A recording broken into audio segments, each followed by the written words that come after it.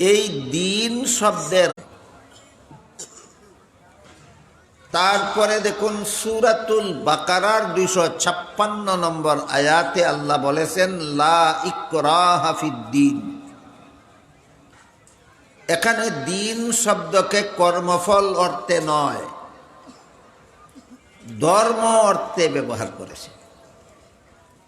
লা ইকরাহা ফিদ্দিন আয়াতের অর্থ হইল ধর্মের বেলায় বল প্রয়োগ চলবে না, কারো ধর্ম পালনে বাধা দেওয়া যাবে না, কাউকে গায়ের জুড়ে ধর্মান্তরিত করা যাবে না, বরং সমস্ত ধর্মাবলম্বীকেই আপন আপন ধর্ম পালনের স্বাধীনতা দিতে হবে। এই মর্মে আল্লাহ লা ইকরাহা ফিদ্দিন আয়াতে দিন শব্দকে ধর্ম অর্থে ব্যবহার করেছে।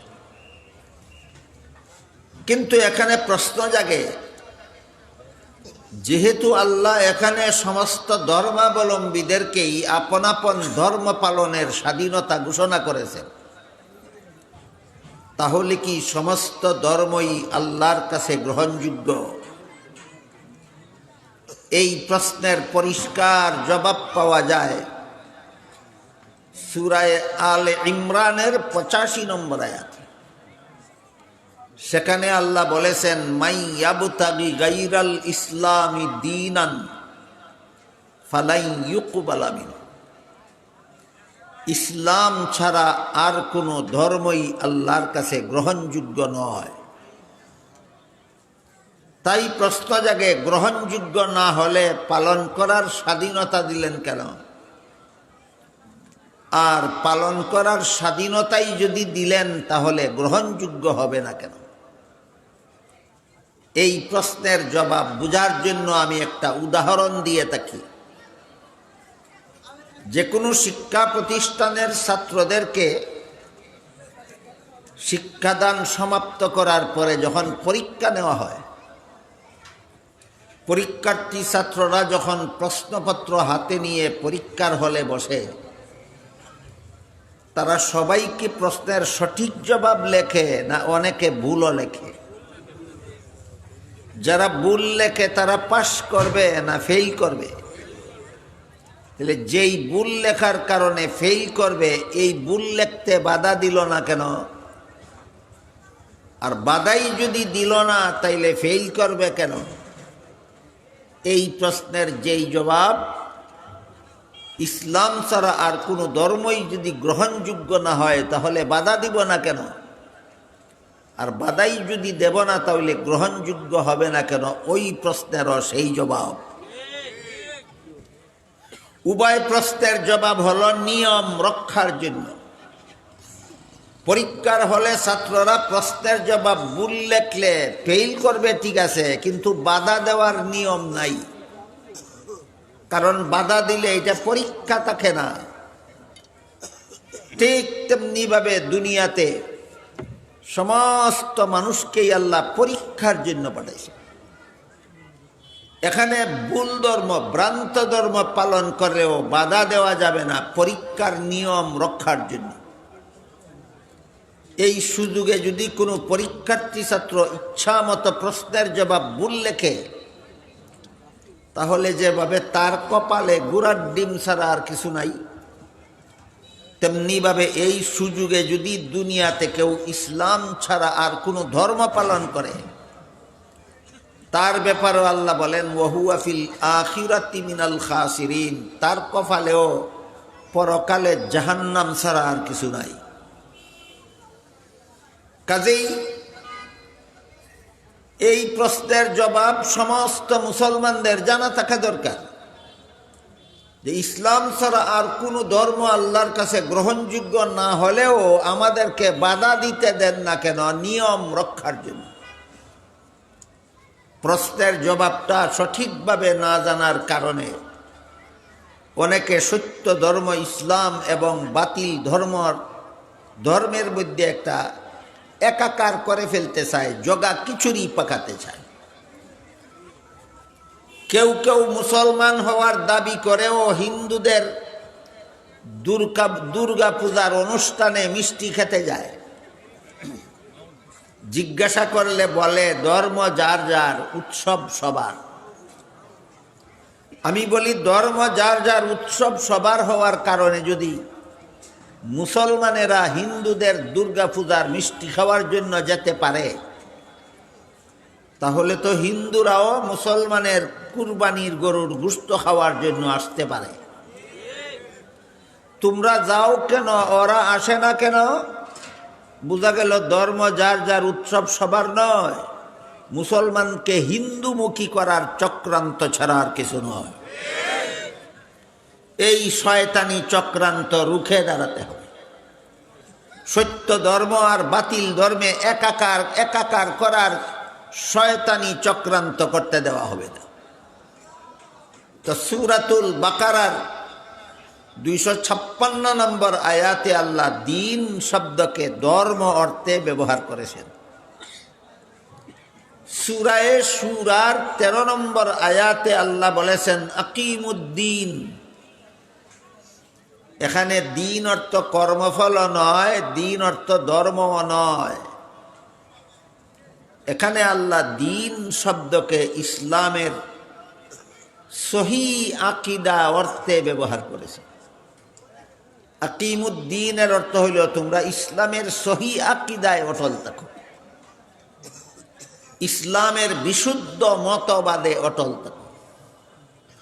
কারণ নবীর যুগে অনেক মানুষ ছিল ভ্রান্ত মতবাদ পোষণ করত আর নিজেদের ধর্ম ইসলাম বলে দাবি করত। যেমন কুরাইশ বংশের মূর্তি পূজারীরা মূর্তি পূজায় লিপ্ত ছিল, কিন্তু দাবি করত তারা ইব্রাহিম আলাইহিস সালামের অনুসারী। ইহুদিরা শিরিকি মতবাদে লিপ্ত ছিল, কিন্তু দাবি করত তারা মুসা আলাইহিস সালামের অনুসারী।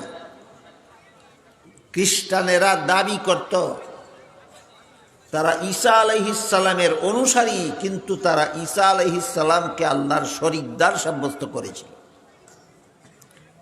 অথচ আল্লাহ পাক রব্বুল আলামিন সমস্ত নবী রাসূলদের মাধ্যমে একটিমাত্র ধর্ম দুনিয়ার মানুষের কাছে প্রচার করেছেন, সেটা হলো ইসলাম। নূহ আলাইহিস সালাম ইসলাম ধর্ম প্রচার করেছেন, ইব্রাহিম আলাইহিস সালাম ইসলাম ধর্ম প্রচার করেছেন, মুসা আলাইহিস সালাম ইসলাম ধর্ম প্রচার করেছেন, ঈসা আলাইহিস সালাম ইসলাম ধর্ম প্রচার করেছেন। কাজেই কেউ যদি মুসা নবীর অনুসারী হওয়ার দাবি করে, এর মানে হলো সে ইসলাম ধর্মের অনুসারী। কেউ যদি ঈসা নবীর অনুসারী হওয়ার দাবি করে, এর মানে হলো সে ইসলাম ধর্মের অনুসারী। কেউ যদি ইব্রাহিম নবীর অনুসারী হওয়ার দাবি করে, তার মানে হলো সে ইসলাম ধর্মের অনুসারী। ইসলাম ধর্মে তো মূর্তি পূজা নাই। তোমরা মূর্তি পূজারী হইয়া ইসলামদের অনুসারী দাবি করাটা তোমাদের ভ্রান্ত মতবাদ। এই ভ্রান্ত মতবাদ খণ্ডনের উদ্দেশ্যে আল্লাহ সূরায়ে শূরার 13 নম্বর আয়াতে বলেছেন আকিমুদ্দিন, ইসলামের সহি আকিদায় অটল থাকো, সত্যই যদি তোমরা মুসলমান হয়ে থাকো। ইসলামের নামে ভ্রান্ত মতবাদ পোষণ করা যাবে না। এই হলো আকিমুদ্দিন আয়াতাংশের সারমর্ম। আমাদের বর্তমান যুগে বহু মুসলমান ব্যক্তিগতভাবে, অনেক মুসলমান দলগতভাবে ইসলামের দাবি করে ভ্রান্ত মতবাদ পোষণ করে। দাবি করে আমাদের ধর্ম ইসলাম, কিন্তু মতবাদ ইসলামী নয়, মতবাদ ভ্রান্ত। এর একটা উদাহরণ হলো কাদিয়ানি। কাদিয়ানিরা নিজেদের দলের নাম দিয়েছে আহমদিয়া মুসলিম জামাত। মুসলিম জামাতের অর্থ মুসলমানের দল।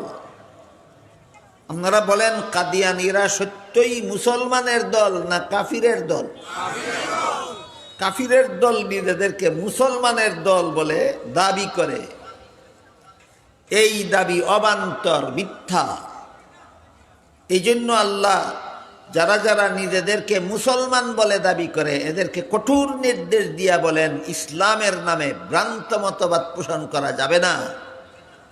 মুসলমানের দল হয়ে থাকলে ইসলামের সহি আকীদায় অটল থাকতে হবে, ইসলামের বিশুদ্ধ মতবাদে অটল থাকতে হবে। ইসলামের নামে ভ্রান্ত মতবাদ দুই ধরনের হয়। এক ধরনের ভ্রান্ত মতবাদের দ্বারা সে আর মুসলমান থাকে না, কাফের হয়ে যায়।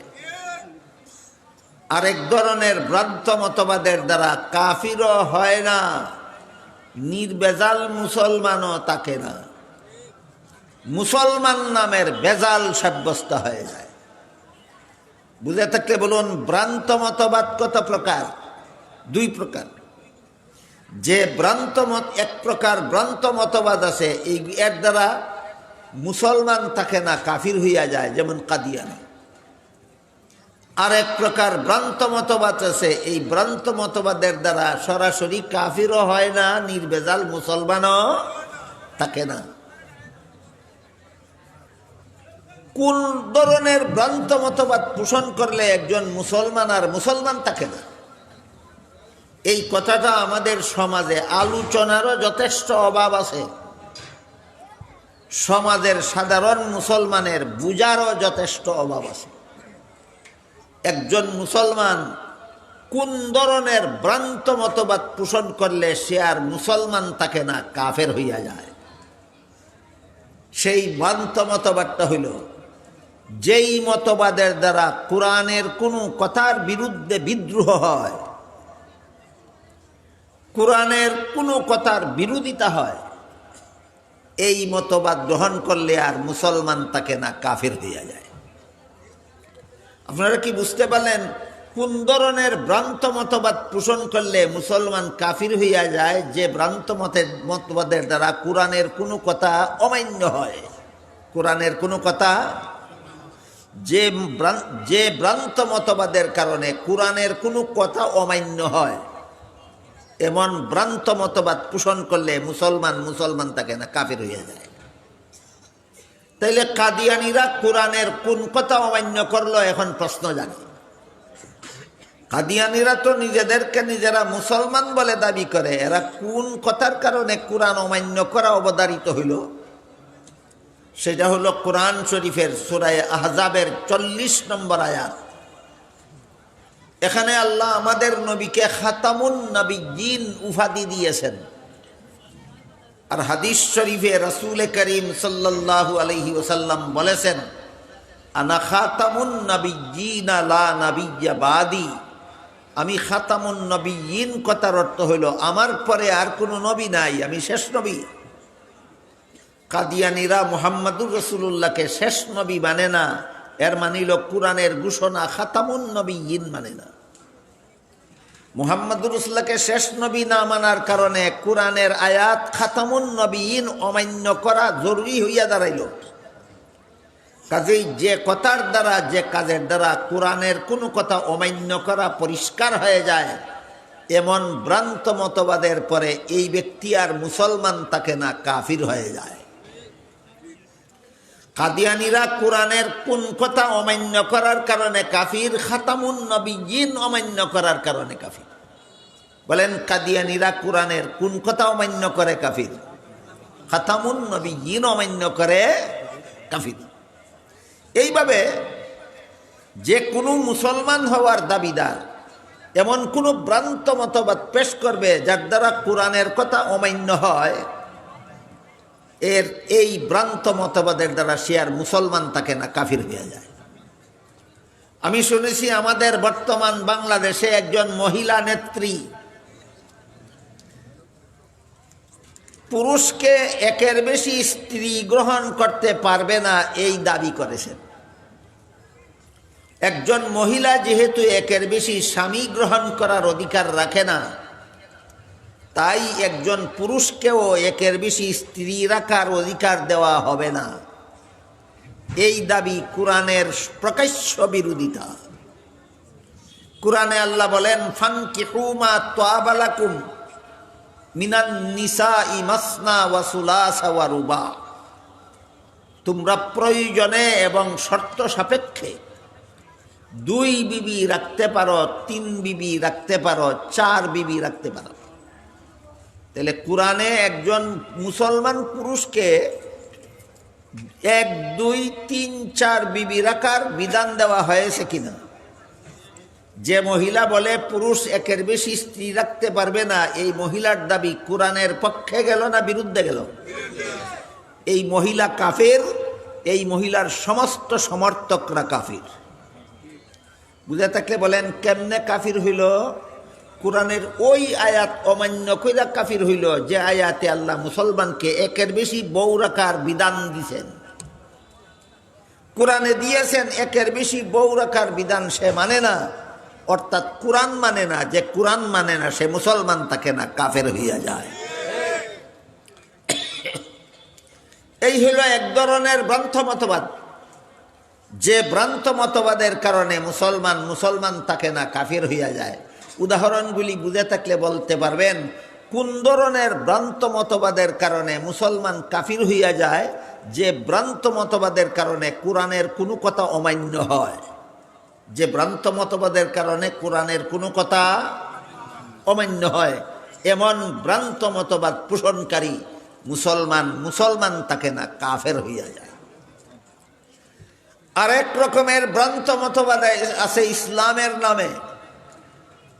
এই ভ্রান্ত মতবাদের কারণে সরাসরি কাফেরও হয় না, নির্ভেজাল মুসলমানও থাকে না, বরং এই প্রকার ভ্রান্ত মতবাদের কারণে সে মুসলমান নামের ভেজাল সাব্যস্ত হয়।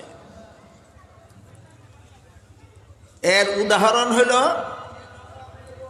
আল্লাহ পাক রব্বুল আলামিন পবিত্র কোরআনের এক আয়াতে বলেন, লা ইয়ানালু আহদিজ জালিমিন, নবীদের গুনাহগারদেরকে আমি নবী বানাই না, আর যাদেরকে নবী বানাই তারা জীবনে কোনোদিন গুনাহ করে না। বুঝে থাকলে বলুন তো এই বিধানটা কি আল্লাহর কোনো নবীর বেলায় ব্যতিক্রম, না সমস্ত নবীগণের বেলায় সার্বজনীন? আল্লাহ সমস্ত নবীগণের বেলায় সার্বজনীন মূলনীতি ঘোষণা করে বলেন, গুনাহগারদেরকে নবী বানাই না, আর নবীরা কোনোদিন জীবনে গুনাহ করেন না। এখন যদি আপনি জান্নাতে আদম আলাইহিস সালাম আল্লাহর নিষিদ্ধ গাছের ফল খাইছিলেন, এই ঘটনাটাকে ব্যাখ্যা করে বলেন আল্লাহর নিষেধ লঙ্ঘন করার কারণে আদম গুনাহগার হইলেন, তাহলে আপনার ব্যাখ্যাটা আল্লাহর মূলনীতির পক্ষে গেল না বিরুদ্ধে গেল? কাজে আপনার এই ব্যাখ্যাটা ভুল ব্যাখ্যা মতে নবী মানলে, ভুল ব্যাখ্যা মতো কোরআন মানলে, ভুল ব্যাখ্যা মতো ইসলামের আকীদা বিশ্বাস মানলে সে আর সরাসরি কাফিরও হয় না, নির্ভেজাল মুসলমানও থাকে না, সে হয়ে যায় মুসলমান নামের ভেজাল। জান্নাতে আদমের নিষিদ্ধ গাছের ফল খাওয়া তার গুনাহ ছিল না। কেন গুনাহ ছিল না? এটা বুঝার আগে জান্নাতে আদমে নিষিদ্ধ গাছের ফল খাওয়ার কারণে আদমকে গুনাহগার সাব্যস্ত করা মূলত কাদের মতবাদ, ওইটা বোঝা দরকার। নিষিদ্ধ গাছের ফল খাওয়ার কারণে আদমকে গুনাহগার সাব্যস্ত করা মূলতই মুসলমানের মতবাদ নয়, এটা খ্রিস্টানদের মতবাদ। খ্রিস্টানেরা তাদের এক বইয়ে লিখেছে, প্রথম নবী আদম প্রথম গুনাহগার। আদমের আগে কোনো মানুষ গুনাহগার হইছে না, সর্বপ্রথম আদম গুনাহগার হইছে। আদম নবী প্রথম গুনাহগার কোন অপরাধে? তারা বইয়ে লিখেছে জান্নাতে নিষিদ্ধ গাছের ফল খাওয়ার অপরাধে। তাইলে জান্নাতে নিষিদ্ধ গাছের ফল খাওয়ার অপরাধে আদমকে গুনাহগার সাব্যস্ত করা আসলেই মুসলমানের ব্যাখ্যা না খ্রিস্টানদের ব্যাখ্যা? খ্রিস্টানদের ব্যাখ্যা যারা মুসলমান সমাজে প্রচার করে, এরা অতি গোপনে মুসলমানদের ভিতরে খ্রিস্টানদের দালালি করে। তাহলে জান্নাতে আদমের নিষিদ্ধ গাছের ফল খাওয়ার সহি ব্যাখ্যা কি? মুফাসসিরিন কেরাম তাফসীরের কিতাবে অনেকগুলি সহি ব্যাখ্যা লিখেছেন। এর মধ্যে এক দুইটা সহি ব্যাখ্যা আমি আপনাদের শোনাই। এক নম্বর, মানুষের কোনো কাজে সওয়াব হয়, কোনো কাজে গুনাহ হয় দুনিয়ার জীবনে, জান্নাতি জীবনের কোনো কাজে সওয়াবও নাই, গুনাহও নাই। বলুন তো, মানুষের কোনো কাজে সওয়াব হয়, কোনো কাজে গুনাহ হয় কোন জীবনে? দুনিয়ার জীবনে। জান্নাতি জীবনের কোনো কাজে সওয়াবও নাই, গুনাহও নাই। এবার বলেন, আদম নিষিদ্ধ গাছের ফল খাইছিলেন কোন জীবনে? জান্নাতি জীবনে। এর সাথে সওয়াবেরও কোনো সম্পর্ক নাই, গুনাহরও কোনো সম্পর্ক নাই। এই ব্যাখ্যা মেনে নিলে আল্লাহর সার্বজনীন মূলনীতি বহাল থাকে। এই ব্যাখ্যাটা হইল শুদ্ধ ব্যাখ্যা, এটা ইসলামের বিশুদ্ধ মতবাদ। সুতরাং নবীগণকে বেগুনাহ বিশ্বাস করা ইসলামের বিশুদ্ধ মতবাদ। নবীগণকে গুনাহগার বলা ইসলামের নামে ভ্রান্ত মতবাদ। নবীগণকে গুনাহগার বলা ইসলামের নামে ভ্রান্ত মতবাদ। ভ্রান্ত মতবাদ পোষণ করলে এটা দ্বিতীয় প্রকারের ভ্রান্ত মতবাদ। এ ধরনের ভ্রান্ত মতবাদ পোষণ করলে সরাসরি কাফিরও হয় না, নির্ভেজাল মুসলমানও থাকে না। এর উদাহরণ হলো, এক গ্লাস পানির মধ্যে 1 চামচ কেরাসিন তেল ঢেলে দিলে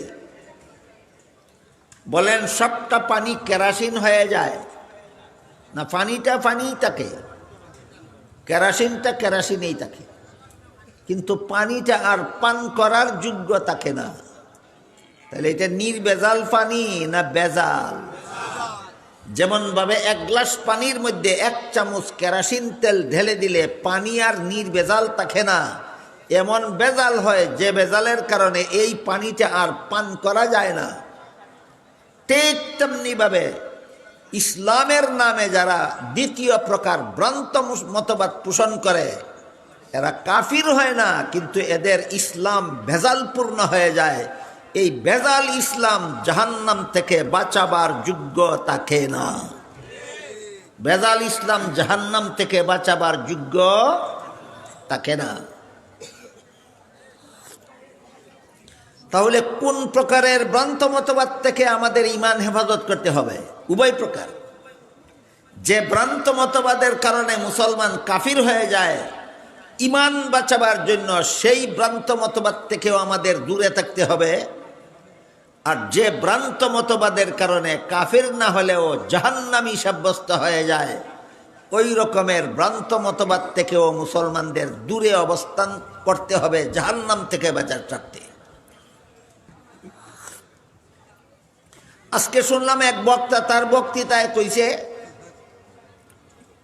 মহিলারা অশ্লীল পোশাক পরে মসজিদে গেলেও রাসূল তাদেরকে বাধা দিতেন না।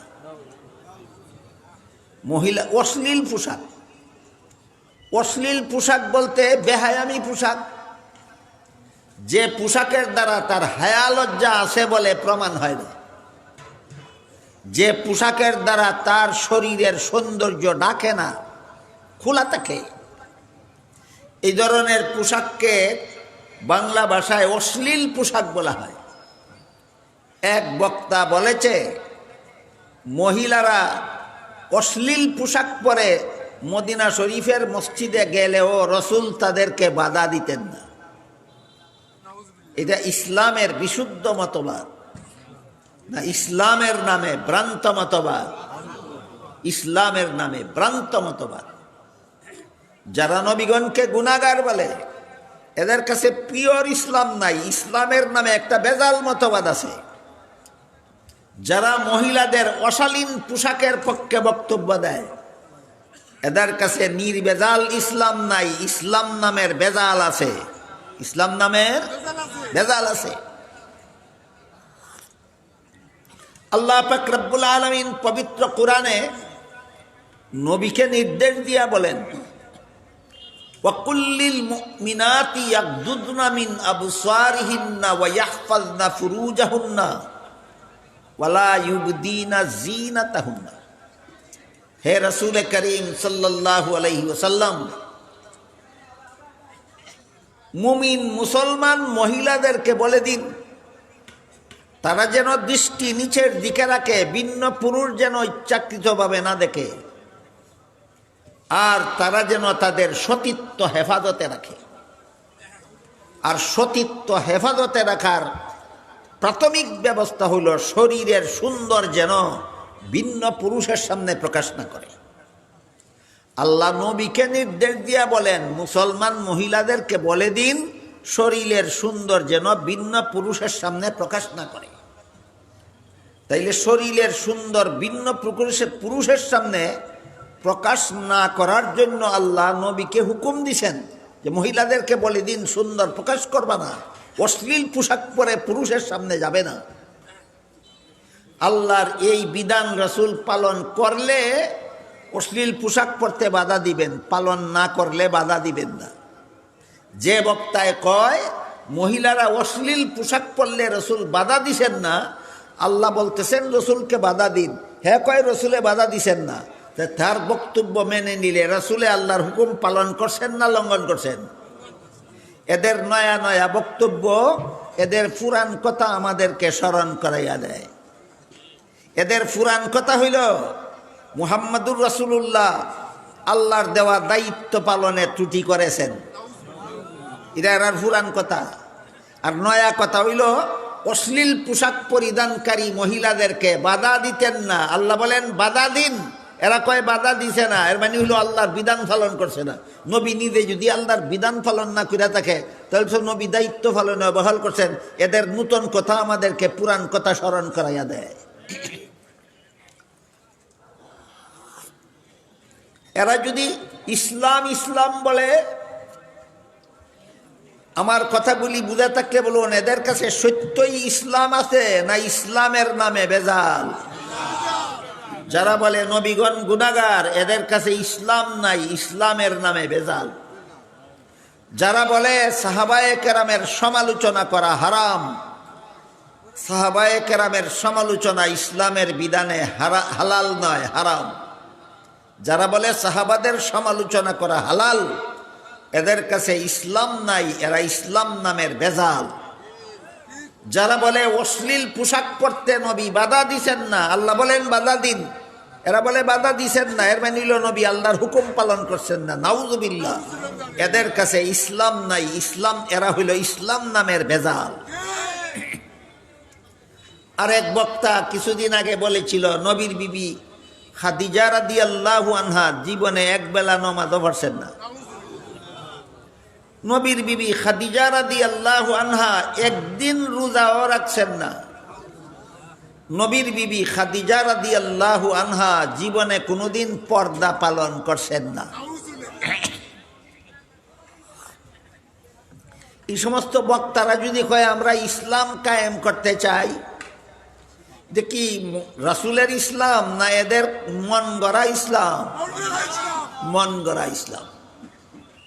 এই বক্তা আরো কদিন আগে বলছিল নামাজ পড়লে জান্নাতে যাওয়া যাবে, এমন কথা কোরআনের কোনো আয়াতে নাই। তুই বেটা পড়ছস ভার্সিটির কোন বইয়ে কোরআনের কোন কথা আছে কোন কথা নাই উল্লেখ আছে? তুই যেখানে পড়ছস সেখানে তো কোরআন হাদিসের কথা নাই। তাহলে তুই ওইটা নিয়ে থাক, যেটা লাগাল ফাসনা এটা চুলকাতে যাস কেন? এতই যদি কোরআন হাদিসের কথা বলার শখ থাকে, কোরআন হাদিস লেখাপড়া কর, আগে শিখ। কোরআন হাদিস পড়বে না, শিখবে না, কোরআন হাদিস নিয়ে নাক গলাতে যাবে কেন? হাদিস শরীফে রাসূল করিম সাল্লাল্লাহু আলাইহি ওয়াসাল্লাম বলেন, মান ফাসসারাল কুরআন বিরাইহি ফালইয়াতাবাওয়া মাকআদাহু মিনান নার। যেই ব্যক্তি কোরআনের মন গড়া ব্যাখ্যা করে সে জাহান্নামী হওয়ার জন্য আর কোনো অপরাধ লাগবে না, একটা অপরাধই যথেষ্ট। কোরআনে মন গড়া ব্যাখ্যা করলে আর কোনো গুনাহ লাগবে না জাহান্নামে যাওয়ার জন্য, কোরআনের মন গড়াটাই জাহান্নামে যাওয়ার জন্য যথেষ্ট। এই ধরনের আজগুবি বক্তব্য আমাদের সমাজে চলতেছে কিসের নামে? ইসলামের নামে। এই সবগুলি ভ্রান্ত মতবাদ চালানো হচ্ছে ইসলামের নামে। অথচ আল্লাহ সূরার 13 নম্বর আয়াতে বলেন, ইসলামের নামে ভ্রান্ত মতবাদ পোষণ করা যাবে না, ইসলামের বিশুদ্ধ মতবাদে অটল থাকো।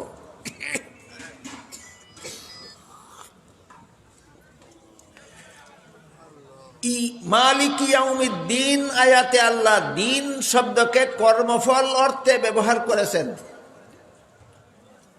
লা ইকরাহা ফিদ্দিন আয়াতে আল্লাহ দিন শব্দকে ধর্ম অর্থে ব্যবহার করেছেন।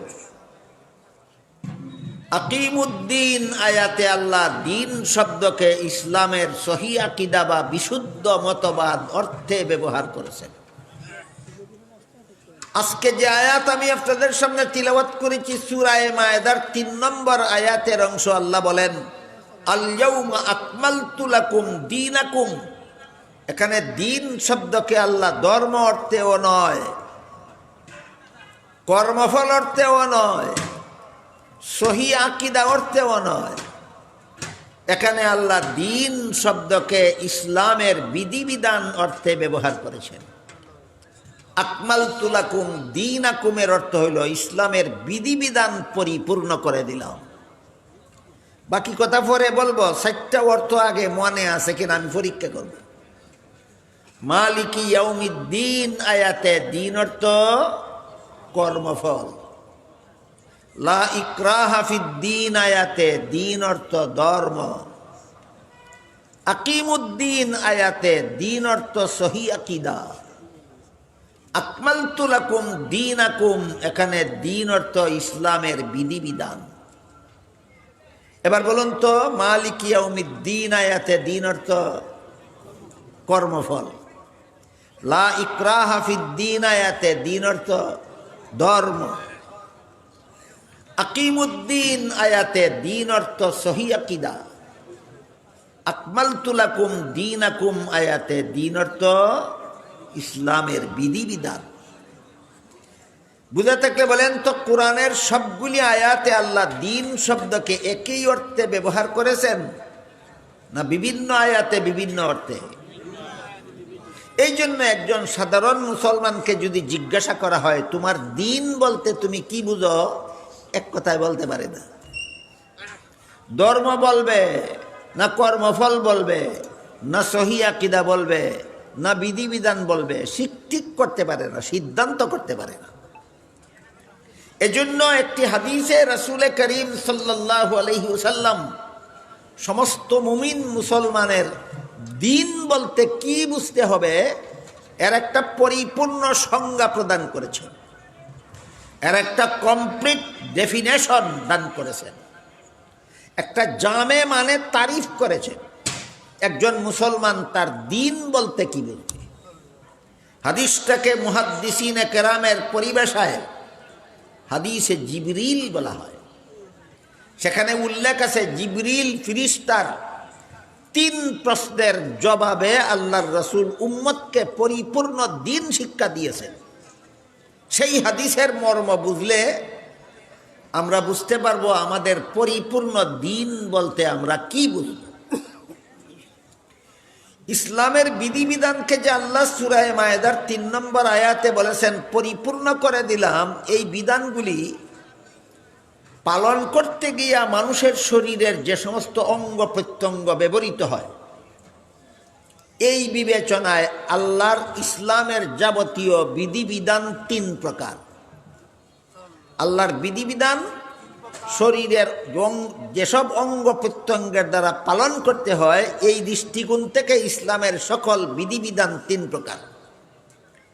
এক প্রকার বিধিবিধান শুধুমাত্র অন্তরে বিশ্বাস করতে হয়, কাজে কর্মে পরিণত করার কিছু নেই। যেমন আল্লাহ আছেন, এটা শুধু অন্তরে বিশ্বাস করতে হয়। আল্লাহ একজন, এটা শুধু অন্তরে বিশ্বাস করতে হয়। আল্লাহ লা শরীক, এটা শুধু অন্তরে বিশ্বাস করতে হয়। মানুষের হেদায়েতের জন্য আল্লাহ অনেক নবী রসুল পাঠাইছেন। তাদের মধ্যে প্রথম নবীর নাম আদম আলাইহিস সালাম, অন্তরে বিশ্বাস করতে হয়। শেষ নবীর নাম মুহাম্মাদুর রাসূলুল্লাহ সাল্লাল্লাহু আলাইহি ওয়াসাল্লাম, অন্তরে বিশ্বাস করতে হয়। সমস্ত নবী রসুলগণ আজীবন বেগুনাহ হয়ে থাকেন, অন্তরে বিশ্বাস করতে হয়। বলুন তো এই সমস্ত বিধান পালনীয় না বিশ্বাস্য? এই হলো ইসলামের এক প্রকার বিধিবিধান যেগুলি পালনীয় নয়, বিশ্বাস্য। পালন করতে হয় না, শুধু বিশ্বাস করতে হয়। দ্বিতীয় প্রকার বিধিবিধান শুধু বিশ্বাস করলে চলে না, শরীরের বাহ্যিক অঙ্গ প্রত্যঙ্গের দ্বারা পালন করতে হয়। যেমন ওযুর 4 ফরজ বিশ্বাস করলে উযু হয় না, হাত মুখ ধুইতে হয়। তাইলে উযু বিশ্বাস্য বিধান না পালনীয় বিধান? নামাজের 13 ফরজ বিশ্বাস করলে নামাজ হয় না, রুকু সেজদা করতে হয়। তাইলে নামাজ বিশ্বাস্য বিধান না পালনীয় বিধান? গোসলের 3 ফরজ বিশ্বাস করলে গোসল হয় না, শরীর ধুইতে হয়। তাইলে গোসল এটা বিশ্বাস্য বিধান না পালনীয় বিধান? এই হলো ইসলামের দ্বিতীয় প্রকার বিধান, যেগুলি শুধু বিশ্বাস করলে চলে না, শরীরের বাহ্যিক অঙ্গ প্রত্যঙ্গের দ্বারা পালন করতে হয়। তৃতীয় প্রকার বিধান শুধু বিশ্বাস করলেও চলে না, শরীরের বাহ্যিক অঙ্গের দ্বারা পালনও করা যায় না, বরং বিশ্বাসও করতে হয় অন্তরের দ্বারা, পালনও করতে হয় অন্তরের দ্বারা। অন্তরের দ্বারা পালনীয় বিধান আল্লাহর তৃতীয় প্রকারের বিধান। অন্তরের দ্বারা পালনীয় বিধান আল্লাহর তৃতীয় প্রকার বিধান। এর উদাহরণ আল্লাহ পাক রব্বুল আলামিন কোরআনে বলেন, কাদ আফলাহাল মুমিনুন আল্লাযীনা হুম ফি সালাতিহিম খাশিউন। ওই সমস্ত মুমিনগণ সফল যারা নিজেদের নামাজে আল্লাহর ধ্যানে মগ্ন থাকে। কি বলছেন আল্লাহ? যারা নামাজে আল্লাহর ধ্যানে মগ্ন থাকে তারা সফল। তাইলে আমি আমার নামাজে আল্লাহর ধ্যানে মগ্ন থাকব, এটা আল্লাহর বিধান। বিধান কিনা? বিধান। এই বিধানটা কোন অঙ্গের দ্বারা পালন করা যায়? বুঝে শুনে বলেন। ধ্যানে মগ্ন হয় চোখের দ্বারা, কারো ধ্যানে মগ্ন হয় কানের দ্বারা, হাত পায়ের দ্বারা, না চেহারার দ্বারা, না একমাত্র অন্তরের দ্বারা? তাহলে বুঝলেন কিনা আল্লাহর কিছু বিধান আছে অন্তরের দ্বারা পালন করার মতো। আল্লাহর কিছু বিধান আছে কিসের দ্বারা পালন করতে হয়? অন্তরের দ্বারা পালন করতে হয়।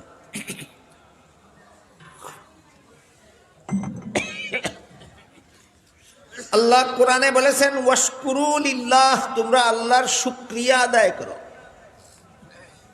আল্লাহর শুকরিয়া আদায় করব কিভাবে? মুখের দ্বারা শুকরিয়া প্রকাশ করার একটা ভাষা, কিন্তু মুখের দ্বারা আলহামদুলিল্লাহ না বলে আসল শুকুর অন্তরের দ্বারা আদায় করতে হয়।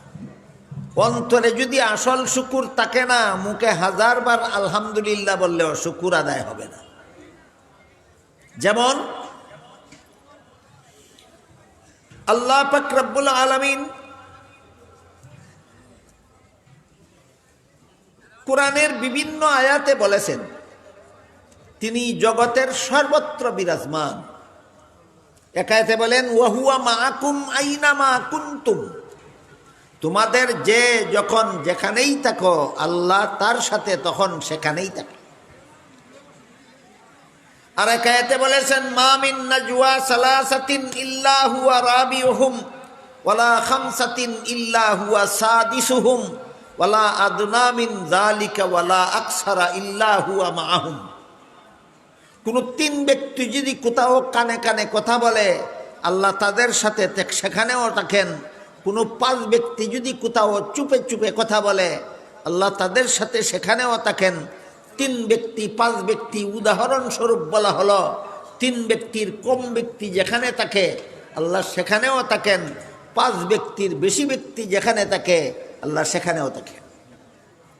এইভাবে বলতে বলতে বলতে বলতে এক পর্যায়ে বলেন, আইনামা তুওয়াল্লু ফাসাম্মা ওয়াজহুল্লাহ, তোমরা যেদিকেই ফিরো সেদিকেই আল্লাহ থাকেন।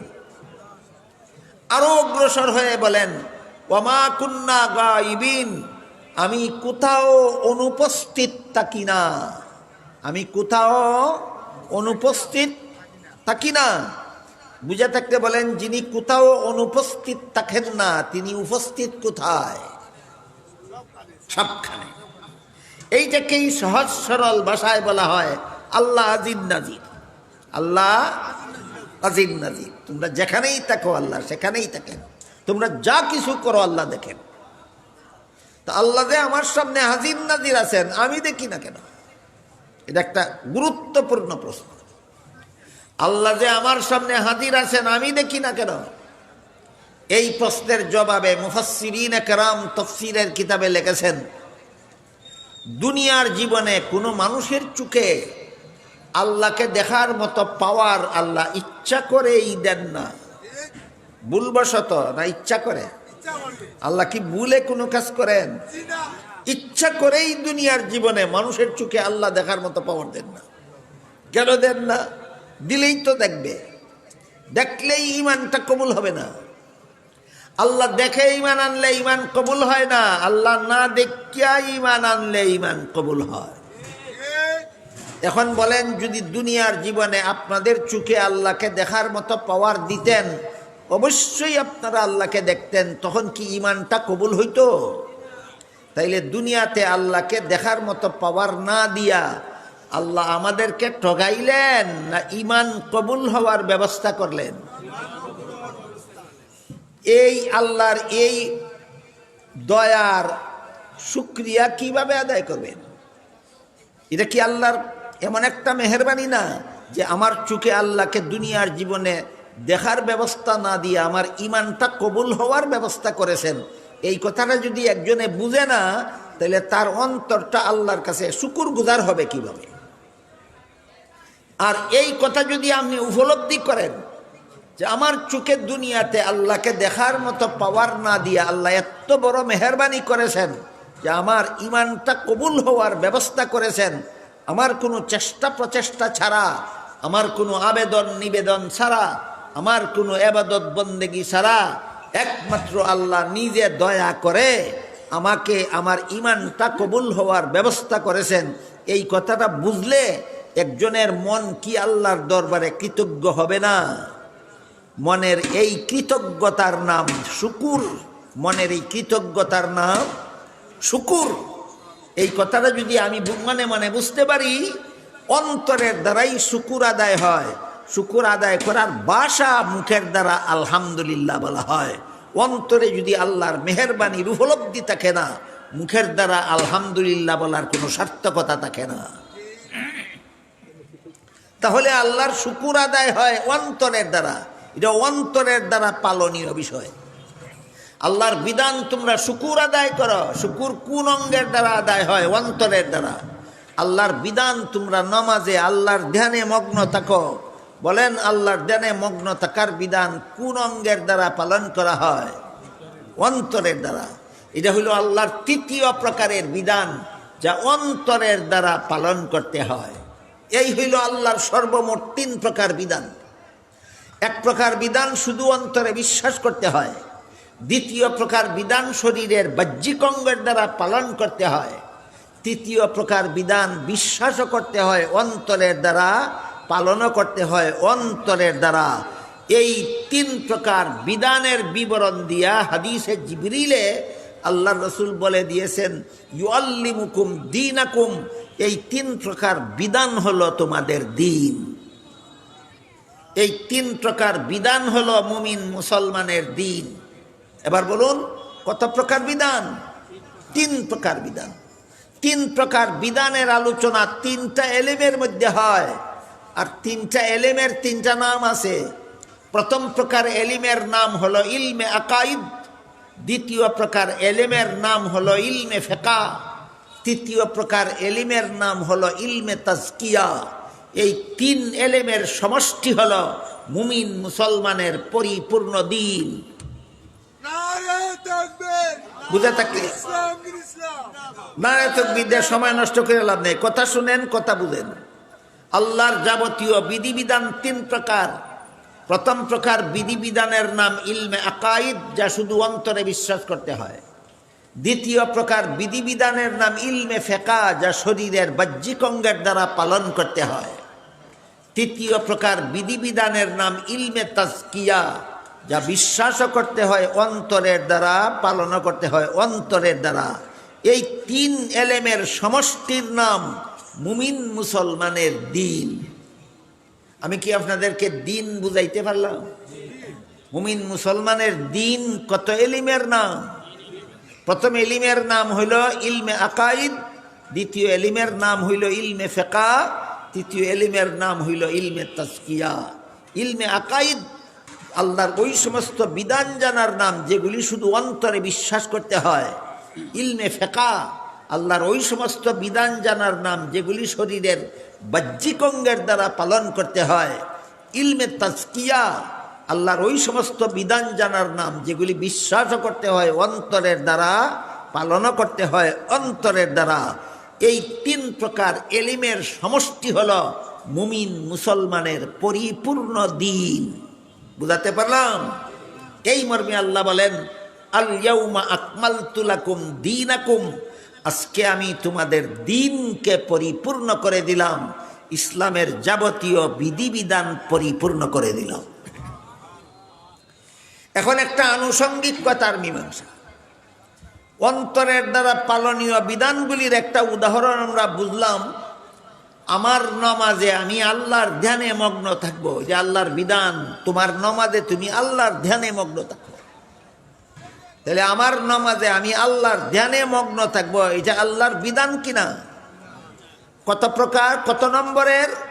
3 নম্বর, যে আল্লাহর তৃতীয় প্রকারের বিধান, অন্তরের দ্বারা পালনীয় বিধান। কিন্তু আমরা কি সকলেই নমাজের সময় আল্লাহর ধ্যানে মগ্ন থাকতে পারি? পারি না। এখানে দুইটা জিনিস বুঝতে হবে, পারি না কেন, আর একটা হলো পারবো কিভাবে। আল্লাহর বিধান আমি যেন আমার নমাজে আল্লাহর ধ্যানে মগ্ন থাকতে পারি, কিন্তু বাস্তবে দেখা যায় আমরা পারি না। এখানে দুইটা কথা জরুরি ভিত্তিতে বোঝার ব্যাপার। একটা হইল পারি না কেন, আমি আমার নমাজে আল্লাহর ধ্যানে মগ্ন থাকতে পারি না কেন? যদি পারি না, তাহলে কি আল্লাহর বিধান মতোই নমাজটা হয়? বুঝি শুনি কৌকাসা বাবা, আমি যদি আমার নমাজ আল্লাহর ধ্যানে মগ্ন থাকতে পারি না, তাইলে কি আল্লাহর বিধান মতোই নমাজটা হয়? হয় না। তাইলে এই ক্ষতিটা যে আমি করতেছি, কেন করতেছি? প্রথমে বুঝতে হবে পারি না কেন। 2 নম্বরে বুঝতে হবে পারার উপায় কি। এই দুইটা কথা বোঝা কি খুব বেদরকারি না অত্যন্ত দরকারি? অত্যন্ত দরকারি। আল্লাহর তৃতীয় প্রকার বিধান অন্তরের দ্বারা পালন করার মতো। নমাজে আমি আল্লাহর ধ্যানে মগ্ন থাকবো, এটা অন্তরের দ্বারা পালনীয় বিধান, কিন্তু আমি পারি না। কাজেই আমার নমাজ আল্লাহর বিধান মতো হয় না। কেন আমি পারি না? নামাজটা কেন আল্লাহর বিধান মতে আমি পড়তে পারি না? এটাও বুঝার মতো একটা জরুরি বিষয়। আর একটা হইল পারবো কিভাবে, ওইটা বোঝাও দরকারি কিনা? দরকারি না? দরকারি। প্রথমে আমরা বোঝার চেষ্টা করি আমরা নামাজে আল্লাহর ধ্যানে মগ্ন থাকতে পারি না কেন। তার কারণ বর্ণনা করে হাদিস শরীফে রাসূল করিম সাল্লাল্লাহু আলাইহি ওয়াসাল্লাম বলেন, শয়তানের একদল স্পেশাল বাহিনী আছে যাদেরকে বেনমাজিদের কাছে পাঠায় না, নমাজিরা যখন নামাজ শুরু করে দেয় তখন তাদের কাছে পাঠায়। হাদিসের অংশ বুঝে থাকতে বলুন, শয়তানের স্পেশাল বাহিনী বেনমাজিদের কাছে পাঠায় না নমাজিদের কাছে? কোন সময়? যখন ওই নামাজ শুরু করে তখন ওই পাঠায় দেয়। রাসূল বলেন এই বাহিনীর ডিউটি হলো যতক্ষণ পর্যন্ত নমাজিটা নমাজে থাকবে ততক্ষণ পর্যন্ত সংসারের 1000 কথা তার মনে জাগ্রত করে দেবে। শয়তানের স্পেশাল বাহিনীর কারণে আমি নমাজে আল্লাহর ধ্যানে মগ্ন থাকতে পারি না। আমি কৃষক হয়ে থাকলে ক্ষেতের গৃহস্থির কল্পনা জল্পনায় নামাজ শেষ করে দেই। আমি ব্যবসায়ী হয়ে থাকলে দোকানের বেচা কিনার কল্পনা জল্পনায় নামাজ শেষ করে দেই। আমি চাকুরিজীবী হয়ে থাকলে অফিস আদালতের কল্পনা জল্পনায় নামাজ শেষ করে দেই। বলেন কেন পারি না? শয়তানের স্পেশাল বাহিনীর চক্রান্তের কারণে। শয়তানের স্পেশাল বাহিনীর চক্রান্তের কারণে আমি আমার নমাজে আল্লাহর ধ্যানে মগ্ন থাকতে পারি না, অথচ এটা আল্লাহর একটা বিধান, নমাজে আল্লাহর ধ্যানে মগ্ন থাকো। আমার কথা যদি আপনারা বুঝে থাকেন তাহলে বলুন, আমরা যারা নমাজে আল্লাহর ধ্যানে মগ্ন থাকতে পারি না, আমরা আল্লাহর বিধান মতোই নামাজ পড়ি না বিধান লঙ্ঘন করেই নামাজ পড়ি? এই বিধান লঙ্ঘনের একটা পরিণতি আছে। কি পরিণতি? নামাজ পড়েও নামাজের পুরস্কার থেকে বঞ্চিত থাকতে হবে। নামাজ পড়েও নামাজের পুরস্কার থেকে বঞ্চিত থাকতে হবে। বলেন, আল্লাহর এই বিধান লঙ্ঘন করার কোনো পরিণতি নাই? পরিণতি আছে। এই পরিণতি কি আমি বুক করতে প্রস্তুত থাকব, না আল্লাহর ধ্যানে মগ্ন হওয়ার ব্যবস্থা শিখব? হ্যাঁ, ব্যবস্থা শিখব। এবার আমরা আল্লাহর ধ্যানে মগ্ন থাকার ব্যবস্থাটা শিখাবে, কিভাবে শিখা যায় বুঝার চেষ্টা করি। হাদিস শরীফে রাসূল করিম সাল্লাল্লাহু আলাইহি ওয়াসাল্লাম বলেন, ফাইল্লাম তাকুন তারাহু ফাইন্নাহু ইয়ারাক। তুমি যদিও আল্লাহকে দেখো না, একটু আগের কথা যাদের মনে আছে তারা একটু দয়া করে বলবেন, কেন আমি আল্লাহকে দেখি না? আল্লাহকে দেখার মতো পাওয়ার আমার চোখে আল্লাহ ইচ্ছা করেই দিছেন না, দুনিয়াতে। আখেরাতে দিবেন, আখেরাতে দিবেন, দুনিয়াতে ইচ্ছা করেই আল্লাহকে দেখার মতো পাওয়ার দিছেন না। এই জন্য দুনিয়াতে আমি আল্লাহকে দেখি না। তাই রাসূল বলেন, ফাইল্লাম তাকুন তারাহু, তোমার চোখে পাওয়ার না থাকার কারণে যদিও তুমি আল্লাহকে দেখো না, ফাইন্নাহু ইয়ারাক, আল্লাহর কিন্তু দেখার গুণে ত্রুটি নাই বিন্দু মাত্র। আল্লাহ কিন্তু সদা সর্বদাই তোমাকে দেখেন। বলেন তো, আমরা কি সবাই বিশ্বাস করি আল্লাহ সর্বদাই আমাকে দেখেন? সর্বদা সর্বাবস্থায় আল্লাহ আমাকে দেখেন। আমি কোন সময় কি করি, কোন সময় কি বলি, কোন সময় কি কল্পনা জল্পনা করি, আল্লাহ আমার অন্তরটা দেখেন না? দেখেন, আমার কথাও শুনেন, আমার কাজও দেখেন, আমার অন্তরে কি কল্পনা করি তাও আল্লাহ দেখেন। ওয়াল্লাহু আলিমুম বিযাতিস সুদূর, তোমাদের অন্তরে কি আছে তাও আল্লাহ জানেন। সমস্ত মুসলমানেরাই বিশ্বাস করে আল্লাহ দেখেন সব সময় আমাকে, যখন যা কিছু করি, যত কাজ করি, যত কথা বলি, অন্তরে যত কল্পনা করি, সবগুলি আল্লাহ দেখেন। সমস্ত মুসলমানে বিশ্বাস করে। তাহলে এবার বলুন তো, আমি যদি বিশ্বাসই করি আল্লাহ আমাকে সর্বাবস্থায় দেখেন, তাহলে কোন সাহসে চুরি করি, কোন সাহসে ডাকাতি করি, কোন সাহসে মিথ্যা কথা বলি, কোন সাহসে দুর্নীতি করি, কোন সাহসে জালিয়াতি করি, কোন সাহসে সুদ খাই, কোন সাহসে ঘুষ খাই, কোন সাহসে মদ খাই, কোন সাহসে গাঞ্জা খাই? বিশ্বাস করি আল্লাহ দেখেন, আবার চুরি ডাকাতি করি কোন সাহসে? প্রশ্নটা বুঝলেন কিনা? এই প্রশ্নের একমাত্র জবাব হইল, বিশ্বাস আমার ঘুমন্ত। বিশ্বাস ঘুমন্ত, বিশ্বাস ঘুমাই থাকে, এই কারণে চুরি করার সাহস হয়। আল্লাহ দেখেন এই বিশ্বাস ঘুমন্ত থাকে, এই জন্য জিনা করার সাহস হয়। আল্লাহ দেখেন এই বিশ্বাস আমার ঘুমাইয়া থাকে, এই জন্য দুর্নীতি করার সাহস হয়। আল্লাহ দেখেন এই বিশ্বাস আমার ঘুমন্ত থাকে, এই জন্য জালিয়াতি করার আমার সাহস হয়। এই ঘুমন্ত বিশ্বাস জাগ্রত করলে একটা অপকর্মেরও সাহস থাকবে না, একটা অপকর্মেরও সাহস থাকবে না। উদাহরণস্বরূপ বলি, ধরেন আপনার দেওয়াল ঘেরা বাড়িতে রাতে যেন চোর ঢুকতে না পারে, সেজন্য আপনার সারা রাত বাড়ির গেইটে বেতনভোগী পাহারাদার বসাইয়া রাখলেন। বলুন, গেইটে সারা রাত পাহারাদার বসে থাকলে চোর ঢুকতে পারবে? পারবে না। কিন্তু চোর যদি সারা রাত গেইটের সোফায় বসে বসে ঘুমায়, চোর যদি সারা রাত গেইটের সোফায় বসে বসে ঘুমায়, তে চোর ঢুকতে পারবো নি? পারবো নি? পারবো। কেনে? হে ঘুমাই থাকছে। জেলাখান পাহারাদার ঘুমাই থাকলে চোর ঢুকতে কোনো বাধা নাই। ঠিক তেমনি ভাবে আল্লাহ আমাকে দেখেন, এই ইমান ঘুমাইয়া থাকলে এ চুরি ডাকাতি করতে আর কোনো বাধা নাই।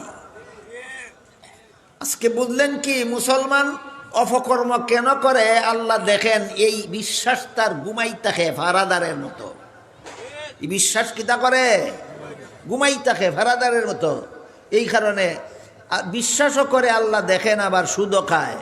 বিশ্বাসও করে আল্লাহ দেখে, আবার ঘুষও খায়। বিশ্বাস করে আল্লাহ দেখেন মদও খায়। বিশ্বাস করে আল্লাহ দেখেন গাঞ্জাও খায়। কেন? বিশ্বাস তার জাগ্রত না ঘুমন্ত? এবার বলেন, পাহারাদার যদি না ঘুমিয়ে জাগ্রত বসে থাকে, কোনো চোর ঢুকতে পারবে? কোনো চোর ঢুকতে পারবে না।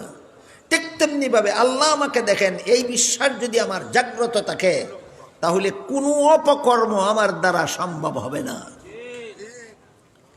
এর উদাহরণ, হযরত ইউসুফ আলাইহিস সালামের সাথে জিনা করার জন্য জুলাইখা একটা খাস কামরায় নিয়ে গেছিল। রাজকীয়ভাবে সুসজ্জিত ছিল সেই খাস কামরা। কামরার ভিতরে ইউসুফ এবং জুলাইখা ছাড়া দুনিয়ার তৃতীয় কোনো মানুষ ছিল না। ইউসুফ আলাইহিস সালাম কামরায় ঢুকেই দেখলেন কামরার এক পাশে জুলাইখা পর্দা দ্বারা কোনো একটা কিছু ঢেকে রেখেছে। ইউসুফ আলাইহিস সালাম জুলাইখাকে জিজ্ঞাসা করলেন, কামরার এক পাশে পর্দা দিয়ে তুমি কি ঢেকে রেখেছ? জুলাইখা বলে, আমি যেই মূর্তিটার পূজা করি সেই মূর্তিটা ঢেকে রেখেছি। ইউসুফ আলাইহিস সালাম জিজ্ঞাসা করলেন, তুমি তো এটার পূজাই করো, ঢেকে রাখলে কেন? জুলাইখা বলে, এখন আমি তোমার সাথে জিনা করব। যেই মূর্তির পূজা করি তার সামনে জিনা করতে আমার লজ্জা হয়। এই জন্য ডাকিয়া রাখছি, যাতে তোমার সাথে জিনা করার পথে লজ্জা আমার বাধা হইয়া না দাঁড়ায়। ইউসুফ আলাইহিস সালাম জিজ্ঞাসা করলেন, আমার সাথে তুমি জিনা করবে, মূর্তির সামনে জিনা করলে তোমার লজ্জা হয়, এই জন্য ডাকিয়া রাখছো? না ডাকিয়া জিনা করলে দেখবো নি আগে খো। না ডাকিয়া আমার লগে জিনা করলে তোর মূর্তি দেখবো নি আগে খো। আপনারা কি দেখো? জুলাইখায় কয়, না এটারে ডাকলেও দেখে না, না ডাকলেও দেখে। ডাকলেও দেখে না, না ডাকলেও দেখে। তখন ইউসুফ আলাইহিস সালাম বললেন, এটারে তো ডাকলেও দেখে না, না ডাকলেও দেখে না, তে ডাকিয়া কি লাভ হইল? ডাকার কি দরকার ছিল? জুলাইখায় কয়, যদিও আমার মূর্তিরে না ডাকলেও দেখে না, কিন্তু যে কারিগরে মূর্তিটা বানাইছে তার চোখের মধ্যে দেখার ভঙ্গি দিয়া বানাইছে। আমরা সিলেটি ভাষায় হয় যেমন বোঝা যায় সেই থাকছে, যেমন বোঝা যায় সেই থাকছে। এই ভঙ্গিটার কারণেই আমার লজ্জা হয়। ইউসুফ আলাইহিস সালাম বললেন, তোর মূর্তির চোখের মধ্যে শুধু দেখার ভঙ্গি আছে, আসলে দেখে না। এরপরে যদি আমার সাথে জিনা করতে তোর লজ্জা হয়, আমার আল্লাহ যে আসলেই দেখে, সেই আল্লাহর সামনে তোর সাথে জিনা করতে কি আমার লজ্জা হয় না? বলেন, ইউসুফ আলাইহিস সালামের অন্তরে আমার আল্লাহ দেখে এই বিশ্বাস ঘুমন্ত ছিল, জাগ্রত ছিল। আমি আপনাদের কাছে জিজ্ঞাসা করতে চাই, আল্লাহ আমাকে দেখেন, এই বিশ্বাস ঘুমন্ত থাকলে কি হয় আর জাগ্রত থাকলে কি হয়? বিশ্বাস ঘুমন্ত থাকলে মুমিন মুসলমান সকল প্রকার অপকর্মে লিপ্ত হতে পারে। বিশ্বাস জাগ্রত থাকলে কোনো অপকর্মে লিপ্ত হতে পারে না। এই বিশ্বাস জাগ্রত করা, যেন আল্লাহ দেখতেছে এই ভয়ে কোনো অপরাধে লিপ্ত হতে না পারে, এমন শিক্ষা দুনিয়ার আর কোনো শিক্ষা প্রতিষ্ঠানে নাই, একমাত্র মাদ্রাসা ছাড়া। একমাত্র মাদ্রাসা শিক্ষা মানুষের অন্তরে এই অনুভূতি জাগ্রত করে, আমি যেই মুহূর্তে যেই অপকর্মটা করবো আল্লাহ তো দেখতেছে, শেষ বিচারের দিন আল্লাহর কাছে কি জবাব দেব। এই অনুভূতি দুনিয়ার আর কোনো শিক্ষার দ্বারা কোনো মানুষের অন্তরে জাগে না, একমাত্র মাদ্রাসা শিক্ষার দ্বারা জাগে। এই কারণে মাদ্রাসা শিক্ষায় যারা শিক্ষিত নয়, মাদ্রাসা শিক্ষার প্রভাবে যাদের অন্তরটা প্রভাবিতও নয়, এরা যত বড় শিক্ষিত হয় তত বড় দুর্নীতিবাজ। যত বড় শিক্ষিত তত বড় দুর্নীতিবাজ। কেন?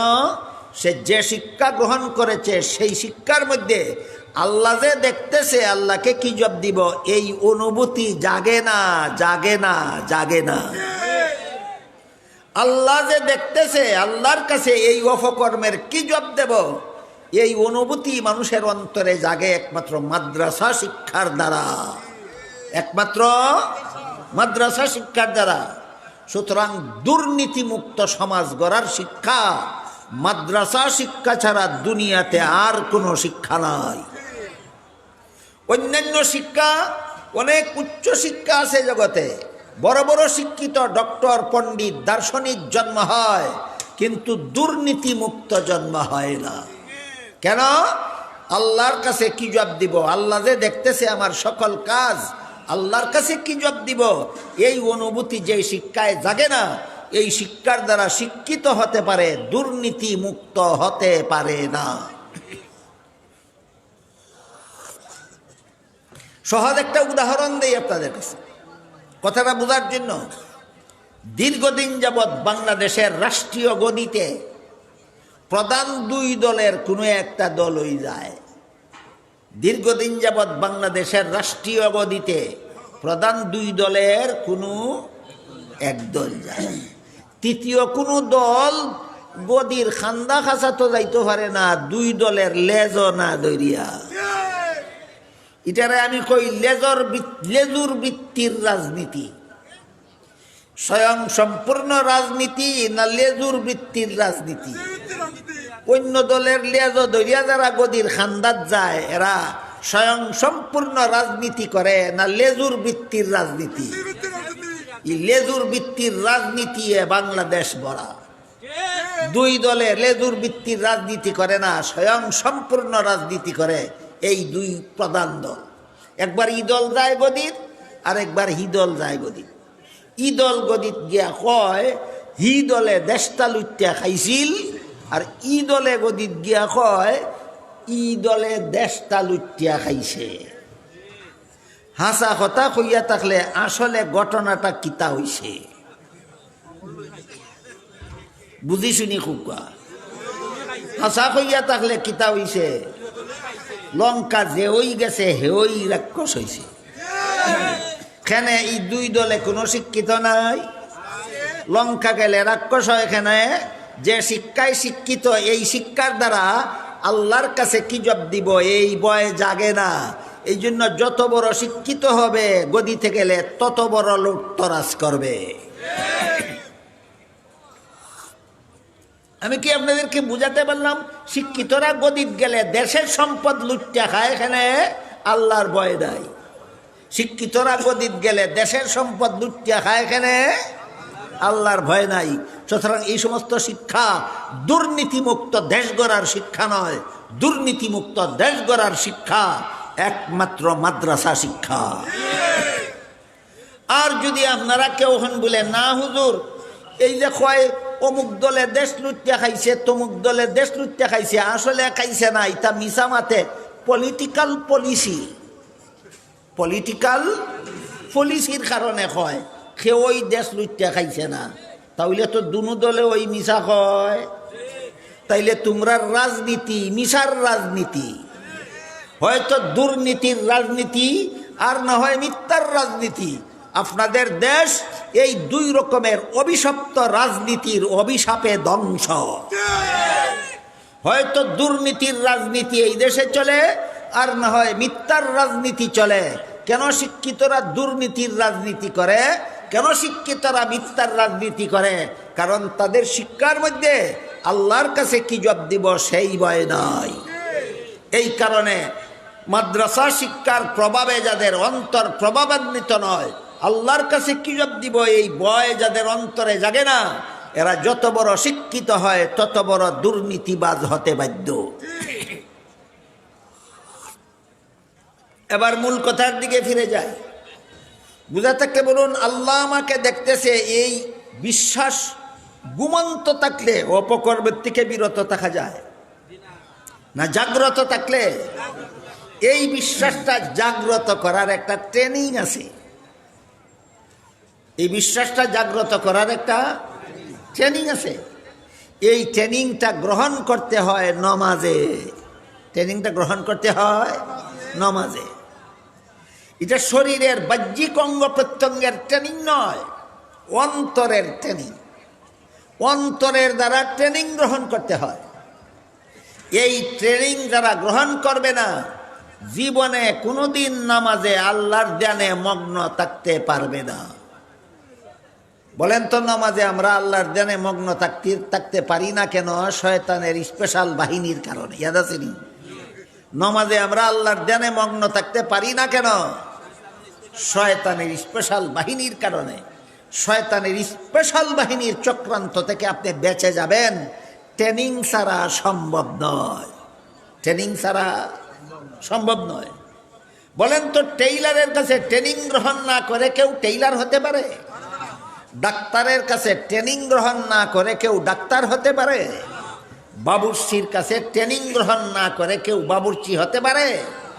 তাহলে নমাজ, আল্লাহর বিধান মতো নমাজ পড়ার ট্রেনিং গ্রহণ না করে আপনি আল্লাহর বিধান মতো নমাজি হয়ে যাবেন। নমাজটাকে কি বাবুর্চিগিরির থেকে আরো সোজা মনে করলেন? কাজেই আমার নমাজকে আল্লাহর বিধান মতো, আল্লাহর ধ্যানে মগ্ন অবস্থায় নমাজ পড়তে হইলে নমাজে আল্লাহর মনটাকে আল্লাহর ধ্যানে মগ্ন রাখার একটা ট্রেনিং আছে। ওই ট্রেনিং গ্রহণ করতে হবে। ট্রেনিংটা হাত পায়ের দ্বারা গ্রহণ করতে হয় না, গ্রহণ করতে হয় অন্তরের দ্বারা। গ্রহণ করতে হয় কিসের দ্বারা? অন্তরের দ্বারা। বিভিন্ন ট্রেনিং আছে। এক এক শ্রেণীর মানুষের জন্য এক এক রকম ট্রেনিং। আজকের মতো আপনারা আর কয়েক মিনিট কথা শুনলে আমি দুই দল মানুষের জন্য দুইটা ট্রেনিংয়ের কথা বলবো, যে এই ট্রেনিংয়ের কারণে দুই দল মানুষ নমাজে আল্লাহর ধ্যানে মগ্ন হতে পারে। তখন নমাজটা হবে আল্লাহর বিধান মতো, নমাজটা হবে নির্ভেজাল। একদল হলেন আলেমগণ, আর একদল যারা আলেম না। আলেমগণের জন্য আলাদা ট্রেনিং, যারা আলেম না তাদের জন্য আলাদা ট্রেনিং। আলেমগণের জন্য যেই ট্রেনিং সেটা আপনারা পারবেন না, সারা জীবন চেষ্টা করলেও পারবেন না। সে ট্রেনিং শুরুই করতে পারবেন না। আলেমগণের ট্রেনিংটা হলো নমাজের শুরু থেকে শেষ পর্যন্ত আমি যত কলেমা কালাম, সূরা কেরাত, তাসবিহ, তাহলিল মুখে উচ্চারণ করব, সবগুলির অর্থের দিকে ধ্যান করে করে পড়ব। আল্লাহু আকবার বলবো, ধ্যান করব তার অর্থটা কি। সুবহানাকাল্লাহুম্মা ওয়া বিহামদিকা ওয়া তাবারাকা ইসমুকা ওয়া তাআলা জাদ্দুকা ওয়া লা ইলাহা গায়রুকা পড়ব, লক্ষ্য রাখবো তার অর্থটা কি।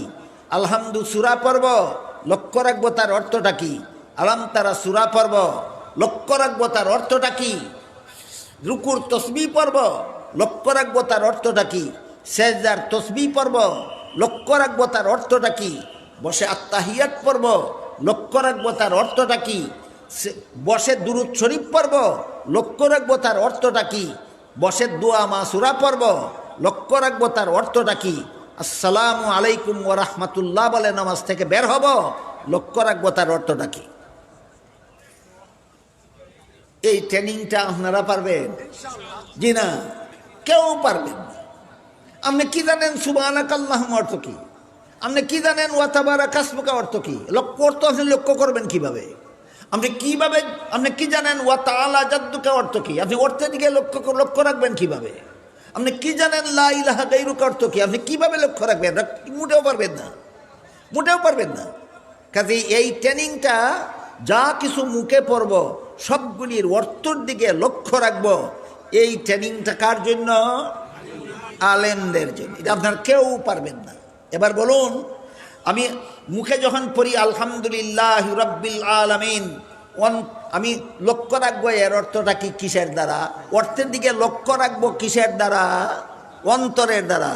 মুখে পড়বো আলহামদুলিল্লাহ রাব্বিল আলামিন, অর্থের দিকে লক্ষ্য রাখবো কিসের দ্বারা? অন্তরের দ্বারা। মুখে পড়বো সুবহান রাব্বিয়াল আযীম, অর্থের দ্বারা, অর্থের দিকে লক্ষ্য রাখবো কিসের দ্বারা? অন্তরের দ্বারা। মুখে পড়ব সুবহান রাব্বিয়াল আলা, অর্থের দিকে লক্ষ্য রাখবো কিসের দ্বারা? অন্তরের দ্বারা। যা কিছু মুখে উচ্চারণ হইতেছে সবগুলির অর্থের দিকে লক্ষ্য থাকবে অন্তরের। এই হইল অন্তরের ট্রেনিং। এই হইল কিসের ট্রেনিং? অন্তরের ট্রেনিং। অন্তরের বিধান পালনের জন্য অন্তরের দ্বারা ট্রেনিং গ্রহণ করতে হয়। এই ট্রেনিং আলেম ছাড়া কেউ পাবেন না। এবার দ্বিতীয় প্রকার ট্রেনিং যারা আলেম নন তাদের জন্য বলি, আপনারা যারা সুবহানাকা অর্থ বুঝেন না, ওয়া তাবারাকা ইসমুকা অর্থ বুঝেন না, ওয়া তাআলা জাদ্দুকা অর্থ বুঝেন না, আত-তাহিয়াতু লিল্লাহি অর্থ বুঝেন না, ওয়াস-সালাতু ওয়াত-তাইয়্যিবাতু অর্থ বুঝেন না, এ আপনাদের জন্য এই নামাজে আল্লাহর জানে মগ্ন হওয়ার ট্রেনিং হলো রাসূল করিম সাল্লাল্লাহু আলাইহি ওয়াসাল্লাম যে বলেছিলেন, ফাইন লাম তাকুন তারাহু ফাইন্নাহু ইয়ারাক। তুমি যখন নামাজে দাঁড়াবার পরে যখন দেখবে মন তোমার ক্ষেত খামারে চলে গেছে, তখন তুমি ধ্যান করো আমার মনটা আল্লাহ দেখতেছে। আবার যখন দেখবে মন তোমার দোকানে ব্যবসা বাণিজ্যে চলে গেছে, ধ্যান করো আল্লাহ আমার অন্তরের অবস্থাটা দেখতেছে। আবার যখন মন তোমার বিদেশে চলে গেছে, ধ্যান করো আমার অন্তরটা আল্লাহ দেখতেছে। এই ধ্যান করার অভ্যাস যখন পরিপূর্ণ হয়ে যাবে, তখন থেকে আপনি নামাজের শুরু থেকে শেষ পর্যন্ত আল্লাহর ধ্যানে মগ্ন অবস্থায় নামাজ আদায় করতে পারবেন। এটা কোন প্রকারের বিধান? যে বিধান অন্তরের দ্বারা পালন করতে হয়। কথাটা বুঝাতে পারলাম? তাহলে কত প্রকার বিধিবিধানের নাম আমাদের পরিপূর্ণ দিন? 3 প্রকার। এক প্রকার বিধান অন্তরের দ্বারা বিশ্বাস্য, দ্বিতীয় প্রকারের বিধান শরীরের বাহ্যিক অঙ্গের দ্বারা পালনীয়, তৃতীয় প্রকারের বিধান অন্তরের দ্বারা পালনীয়। এই 3 প্রকার বিধিবিধান শিক্ষা দিয়ে রাসূল করিম সাল্লাল্লাহু আলাইহি ওয়াসাল্লাম বলেন, জিবরিলু আতাকুম ইউআল্লিমুকুম দীনাকুম। জিবরিল ফেরেশতা এসেছিলেন, আমাকে প্রশ্ন করবেন আর আমি জবাব দেব, এর মাধ্যমে তোমরা তোমাদের দিন শিখে নিবে। তাই সূরা মায়েদার 3 নম্বর আয়াতে যে আল্লাহ বলেছেন, আল ইয়াউমা আকমালতু লাকুম দীনাকুম, আজকে আমি তোমাদের দিনকে পরিপূর্ণ করে দিলাম। এর মানে হইল 3 প্রকার বিধিবিধান পরিপূর্ণ করে দিলাম। এই 3 প্রকার বিধিবিধানের নাম তোমাদের দিন। আমি কি আপনাদেরকে দিন বুঝাতে পারলাম? 3 প্রকার বিধিবিধানের নাম আমাদের দিন।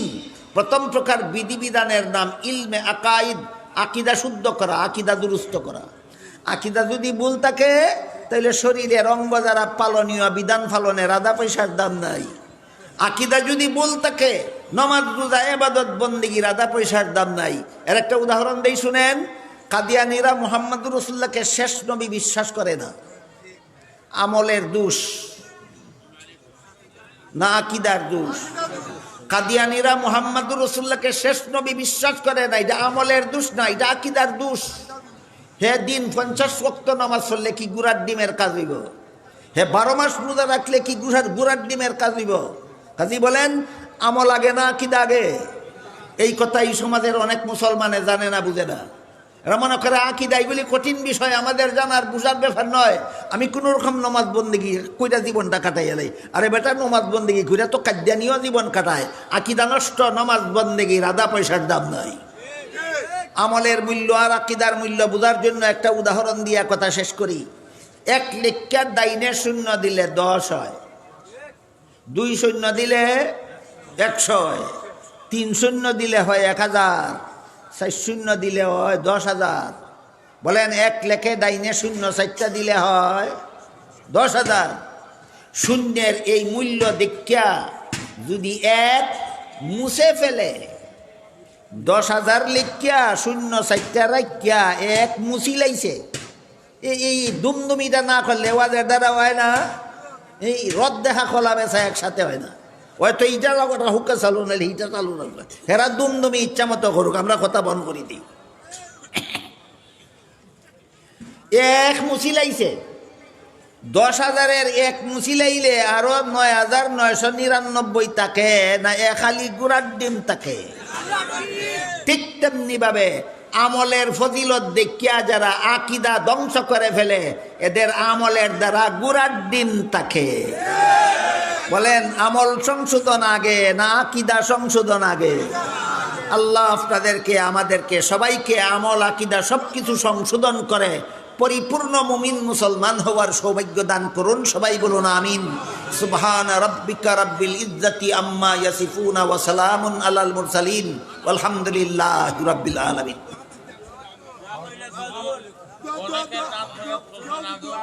আচ্ছা ঠিক আছে, দোয়াত যারা শরীক হইবা বউকা, দোয়াত যারা শরীক হইবা বউকা আস্তাগফিরুল্লাহ দুরূদ শরীফ পড়ুকা।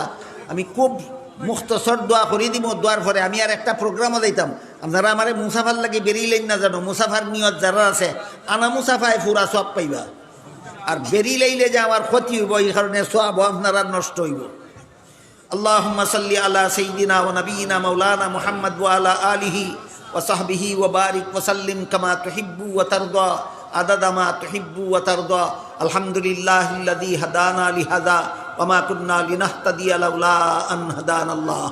রব্বানা যালামনা আনফুসানা ওয়া ইল্লাম তাগফির লানা ওয়া তারহামনা লানাকুনান্না মিনাল খাসিরিন। রব্বানা আতিনা ফিদ দুনিয়া হাসানাতাও ওয়া ফিল আখিরাতি হাসানা ওয়া কিনা আযাবান নার। ইয়া আল্লাহ, এই মুবারক সম্মেলন রে কবুল আর মঞ্জুর করো। ইয়া আল্লাহ, এর উসিলায় আমরার জিন্দেগান রে হেদায়েত করো, সমস্ত মুমিন মুসলমান মুর্দেগান রে নাজাত দান করো। ইয়া আল্লাহ, এখানে কোরআন হাদিস থেকে যা কিছু আলোচনা হইব ইয়া আল্লাহ আমরা রে বুঝার তৌফিক দান করো, আমল করার তৌফিক দান করো। ইয়া আল্লাহ, আমার কাছে যারা যত রকমের দোয়ার দরখাস্ত করছেন প্রত্যেকের নেক দোয়ারে কবুল মঞ্জুর করো। ইয়া আল্লাহ, যারা যত আশা নিয়ে হাত উঠাইছি প্রত্যেকের নেক বাসনারে কবুল আর মঞ্জুর করো। ইয়া আল্লাহ, এই গোলমুখাফান দারুস সুন্নাহ মাদ্রাসারে কবুল মঞ্জুর করো। ইয়া আল্লাহ, মাদ্রাসার সমস্ত জরুরিয়াত পুরা করে দাও, মাদ্রাসারে মঞ্জিলে মকসুদ পর্যন্ত পৌঁছাইয়া দাও।